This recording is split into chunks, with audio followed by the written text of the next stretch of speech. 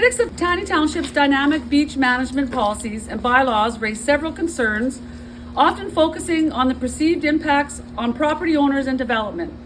Here's a summary of the common criticisms that the group of people have. Restrictions on property rights and development. A primary concern revolves around the significant development setbacks, typically 45 meters, which is 147 feet, from the 100-year flood level, imposed due to the dynamic beach designation.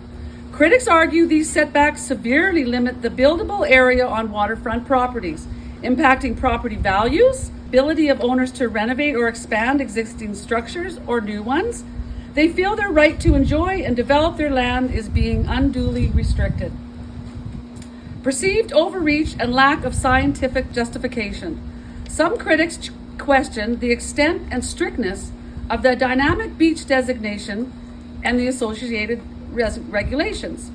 They may argue that the scientific evidence used to define the dynamic beach areas is insufficient, or that the regulations are over precautionary and don't adequately consider the specific conditions of different parts of the shoreline. They might feel that not all areas are designated as dynamic. So basically what they're saying is the whole shoreline may not be all dynamic. It's some are eroding differently than others. And economic impacts and property values. This is a big concern for property owners. As mentioned above, the development restrictions are seen by some as negatively impacting property values. Owners may feel their investment is compromised if they cannot develop their land as they wish. They can also have broader economic implications for the township in terms of reduced development and potential tax revenue. Impact on existing structures and infrastructure. Critics may express concern about how the regulations affect existing legally established structures that now fall within the setback area. Questions arise about the ability to maintain, repair, or rebuild these structures. Similarly, concerns may be raised about the impact on existing infrastructure, roads, utilities located near the shoreline. Lack of flexibility and one-size-fits-all approach. Some argue that the dynamic beach policies are too rigid and don't account for the diverse characteristics of the shoreline. They might advocate for a more nuisance approach that considers site-specific conditions and allows for more flexibility in development, perhaps through engineered solutions or alternative migration measures. Concerns about the definition and mapping of the dynamic beaches. There might be criticism regarding the methodology used to identify and map the dynamic beach areas. Some property owners may dispute the designation of their specific property as being within a dynamic beach zone, questioning the accuracy of the mapping and criteria used.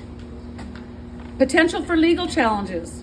The strict regulations have led to legal challenges from property owners who feel their rights have been infringed upon.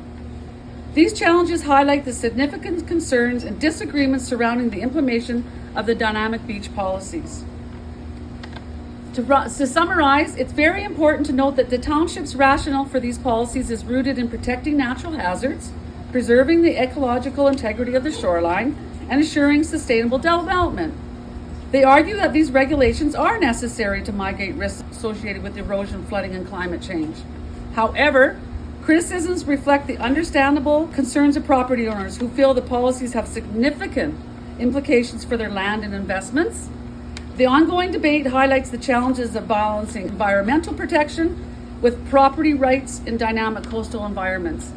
And I did a lot of research under the Ministry of Natural Resources and whatnot, and I couldn't find any articles where any tiny shoreline resident property owner was ever monetarily fined.